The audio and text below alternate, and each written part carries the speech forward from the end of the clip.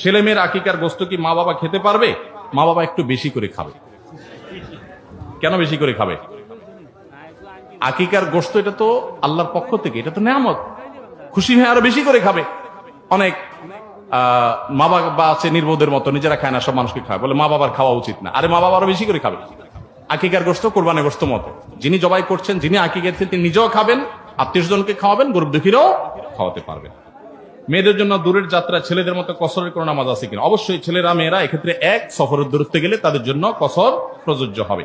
এবছর আমরা আরাফাতের রোজা রাখবো 16ই জুন রবিবার, অর্থাৎ 15ই জুন শনিবার দিবাগত রাতে আমরা সাহরি খেয়ে 16ই জুন রবিবার আরাফাতের রোজা রাখলে ইনশাআল্লাহ বিদিন আশা করা যায় আরাফাতের রোজার মর্যাদা বা ফজিলত আমরা লাভ করবো।